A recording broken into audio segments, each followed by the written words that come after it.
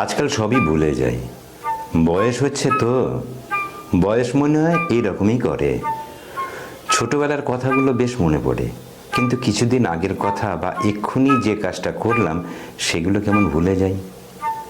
সবাই বলে এবার একটু ডাক্তার দেখাও, বাড়িতে এই নিয়ে কম অশান্তি হয় না। বাজারের থলিতে যা থাকার দরকার তার জায়গায় অন্য কিছু আসে। ভাবলাম অনেক বছর তো হলো, এবার একটু ব্রেনের রেস্টের প্রয়োজন। কোনো জায়গা থেকে ঘুরে আসলে কেমন হয়? স্বাস্থ্যকর জায়গার তাজা হাওয়া খেলে যদি মস্তিষ্কে একটু বেশি অক্সিজেন যায়, তবে হয়তো ভুলে যাওয়ার রোগটা ভুল করে আমাকে ছেড়ে যেতে পারে।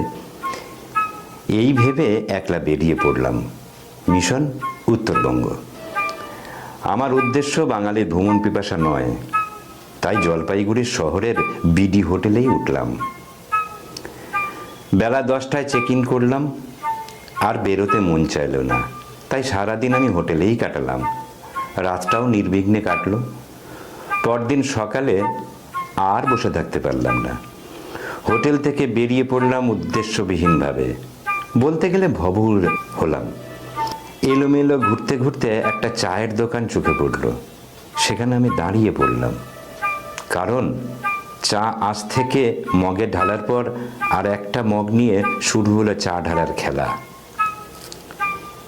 একটি হাত ওপরে যাচ্ছে, অন্য হাত কোমরের নিচে। চা ঢালছে এক মগ থেকে অন্যটাতে, কিন্তু একটুও চা মাটিতে পড়ছে না। ভাবলাম এত কসরত করে যখন চা তৈরি হচ্ছে তখন চা নিশ্চয়ই ভালো হবে, তাই বেঞ্চে বসে পড়লাম আর একটা চায়ের অর্ডার করলাম। মাটির ভাঁড়ে চা এলো। বেশ ঘন দুধের তৈরি চায়ে চুমুক দিয়ে প্রাণটা জুড়িয়ে গেল। চা খাওয়া শেষে মুখে চায়ের প্রশংসা করতে যাব, এমন সময় আমি একটু চমকে উঠলাম। দেখি আমারই বয়সী একজন প্যান্ট শার্ট পরিহিত ব্যক্তি আমার কাছে এগিয়ে এসে বলেন, আরে তুই এখানে কতক্ষণ? কতদিন তোর খবর পাইনি, কোথায় ছিলিস এতদিন? চল চল আমার সাথে, আজ তোকে ছাড়ছি না। আমি কেমন ভ্যাবাচাকা খেয়ে গেলাম, ফলে খানিকটা তুতলিও গেলাম। মুখ থেকে আমার শুধু একটা কথা বেরোলো, কিন্তু আমি তো কথা শেষ হলো না। সেই ব্যক্তি আমাকে হাত ধরে টানছেন আর বলছেন, আজ তোর কোনো বাহানা শুনবো না, তোকে আমার সাথে যেতেই হবে, চল চল বলছি। আমার মস্তিষ্কে তখন ঘুরছে, আমার কি তবে ভুলো মনের কারণে এনাকে চিনতে পারছি না? কিন্তু আমি তো কোনোদিন জলপাইগুড়ি আসেনি, বা আমার এই তল্লাটে কোনো বাড়িও নেই, কোনো আত্মীয় পরমাত্মীয় তো নেই এই উত্তরে। তবে উনি এমন কেন করছেন? না, এবার মনে হয় ডাক্তার ব্যানার্জিকে গিয়ে দেখাতেই হবে। আমার অবাক ভাব দেখে উনি বললেন, মনে হচ্ছে তুই আমাকে চিনতে পারছিস না। আরে আমি পথিক, নে চল বলে আমার হাত ধরে টেনে উঠিয়ে দিলেন। আমি অসহায়, কিন্তু যদি আমার কিছু মনে পড়ে, এই লোকটিকে যদি চিনতে পারি, এই ভাবনা নিয়ে ভদ্রলোকের সাথে চলতে শুরু করলাম। বারবার প্রতীক নামের লোকটাকে লক্ষ্য করলাম, কিন্তু কিছুতেই এই দুর্বল মস্তিষ্ক তাকে চিনতে পারল না। উনি সারাটা পথ আমাকে এক প্রকার ধমক দিয়েই চললেন। আমি কেবল চিন্তায় ডুবে থাকলাম, মস্তিষ্কে বারবার এদিক ওদিক নাড়াচাড়া করলাম, যদি চিনতে পারি। বেশ কিছুটা হাঁটার পর একটা দোতলা বাড়ির দরজার সামনে এসে দাঁড়ালেন। আমিও তার সাথে দাঁড়ালাম।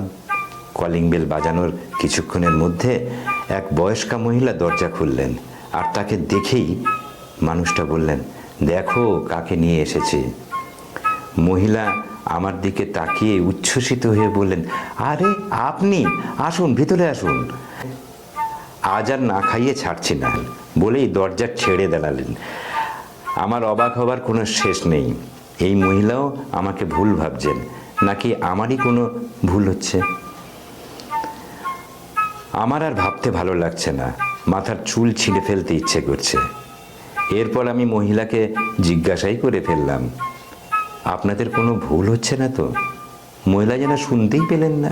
তখন হাতে টান অনুভব করলাম, দেখি পথিক আমার হাত ধরে টেনে বলছেন, আরে কেন দাঁড়িয়ে আছিস, ভেতরে আয়।